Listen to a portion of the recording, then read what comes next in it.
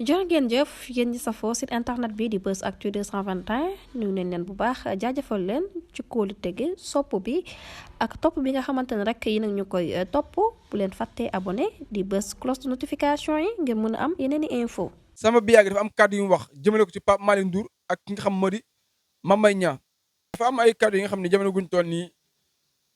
benn chroniqueur bu am solo moo ko daal di wax fee ci 313 di yoo ci Samba Biagi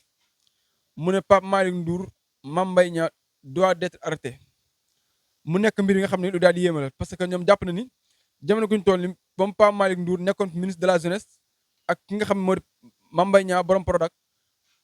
dañ leen war a arrêté ndax kenn ku ne xam na ni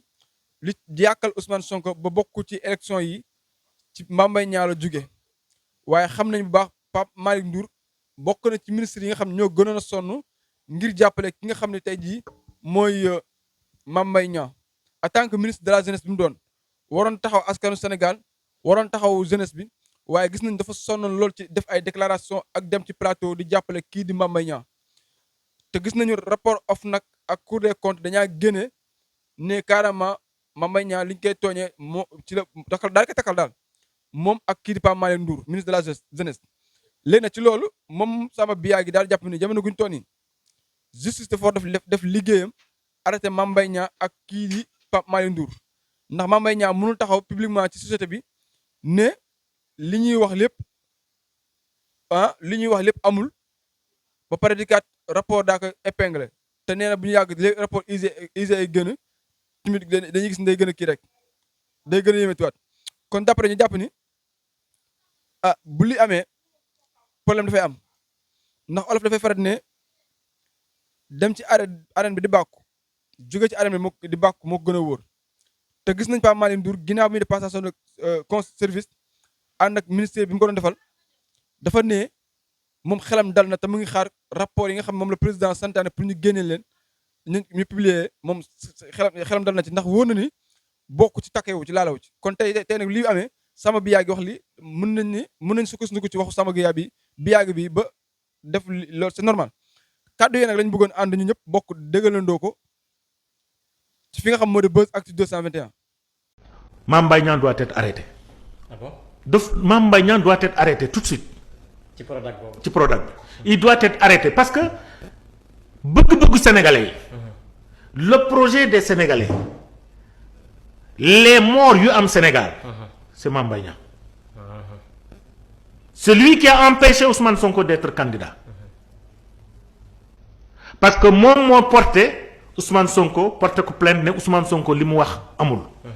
parce que tout simplement tu es dans le pouvoir am nga tu as le président de la République.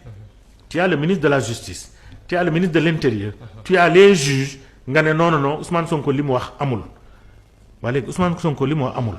léegi Prodac les cours des comptes dëggal na ko.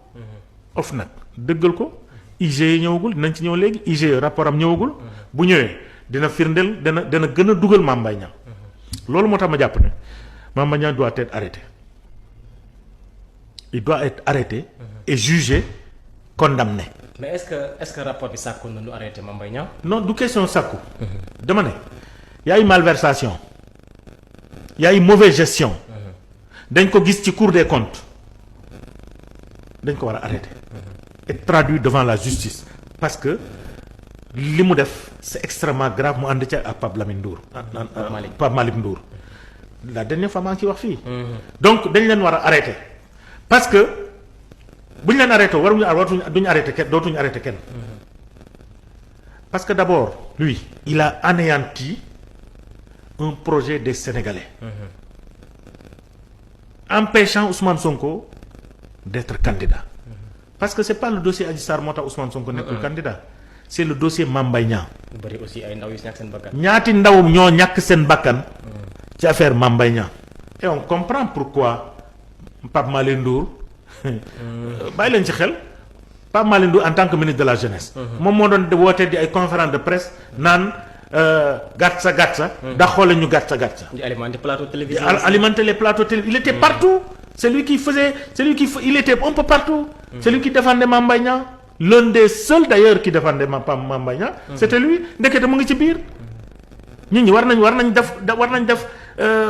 maanaam kii boobu rapprochement boobu. parce que ñu bëri ñu naan mais Mame Mbaye Niang ministre de la jeunesse. il est ministre de la jeunesse des jeunes sénégalais. mais il n'est pas ministre de la jeunesse de Mame Mbaye Niang. pourquoi aujourd'hui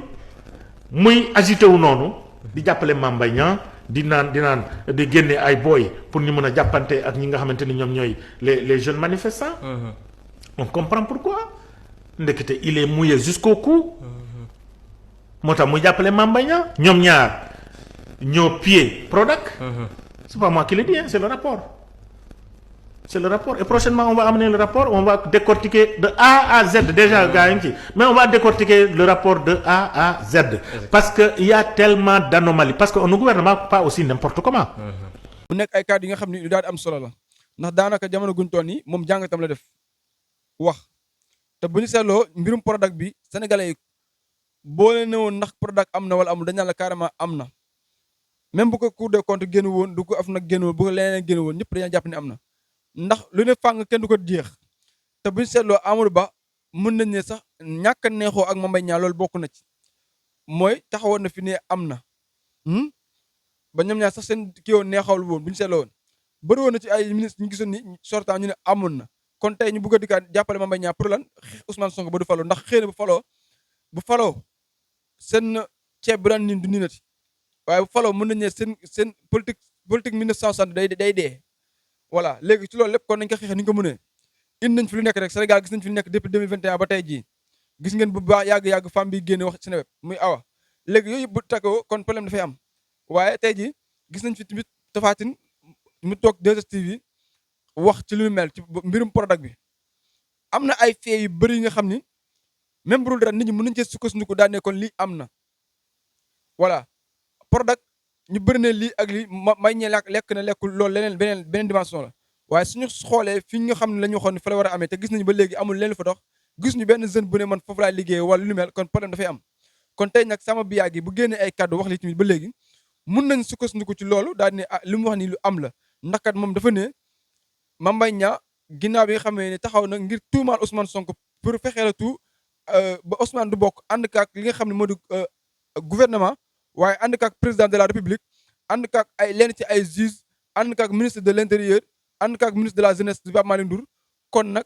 ba tey ji rapport génne am na kon ñooñu ñi dañu war moom dafa mën a Pape Malick Ndour ak kii di Mame Mbaye Niang dañu war a jëli ma teel leen daane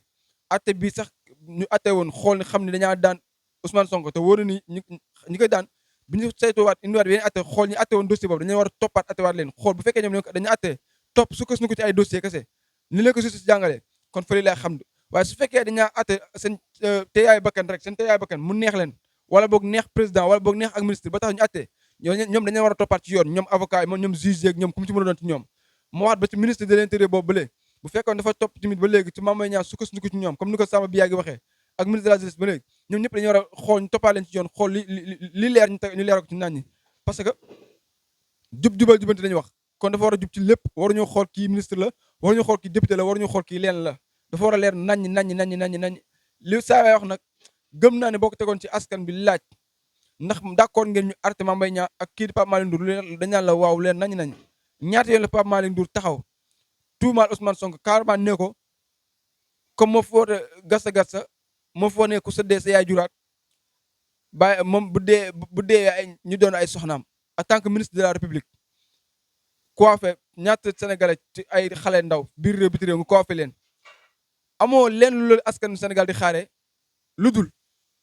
bu diw dee ñu doon ay jabaram sagam na sax yàlla na la jabaree nopp parce que bëri na jeunesse bi ñu bëri ñoo xam ne nawloowuñu ko sax woon foofu ñu dem ba si biir gis ni ñu bëri ko tuumaal ne moo fi indi lii ay nerveux moo fi lee moo fi laa mu nekk ay lu bëri loo xam ne depuis 2021 ba 23 ñoo ngi ko doon teg ci ay ndodam te loolu la waroon gën a setal ci boppam parce que as gor weeru tuuma dafay bokk ci li nga xam ne lu am solo ci gor nga ne lii man la wala du man loolu lu am solo la ci nga weddi tuuma carrément bu dee yow la nga ne man la bu dee du man nga ne du man voilà mais nag tey jii lii yëpp dañuy jàpp ni li Sonko doon wax rek moo ñëwaat waaye nag dañaa bëgg a xaar président de la république moo nee woon ku nekk ci askanu Sénégal li nga moom dinañ la ko jox justice li moom dinañ ko jox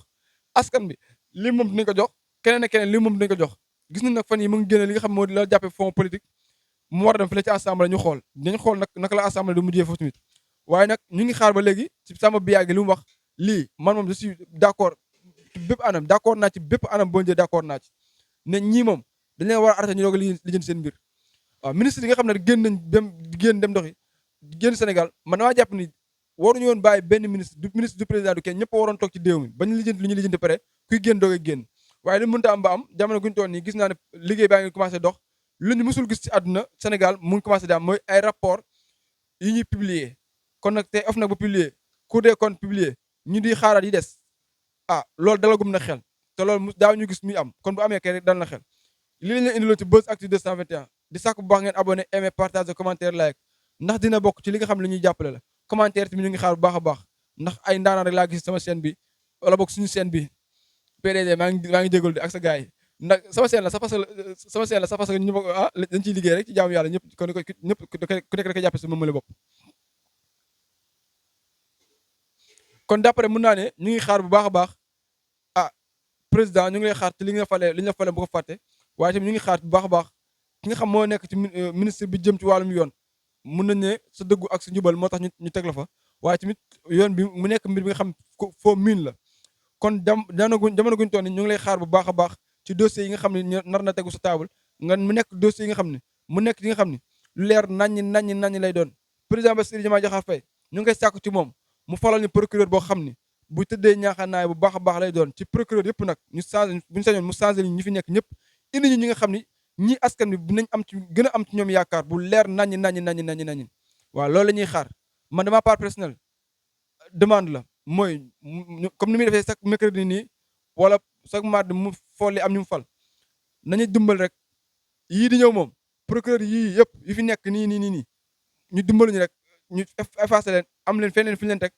indi yeneen procureur yoo xam ni dinañu jima jàppale bu baax a baax ci lu ni mel donte nag ñoom ñu ngi liggéey ay jàmbaar lañ parce que wax dëgg fa yàlla justice nga xool nit ki dem mu am fu mu dem def fa erreur wala def fa lu mu demee fekkee woo mu ñëw nga nar ko àtte loolu ku ragal yàlla dëgg moo ko war def waaye tamit loolu tamit ku maîtriser métier dëgg moo ko war def waaye loolu tamit ku te loolu lépp jàmbaar dëgg moo ko war def kon nag ay jàmbaar pur et dur ngeen waaye ñun dañaa soxla changement lañ soxla asalaamaaleykum wa rahmatullahi taala wa barakatuhu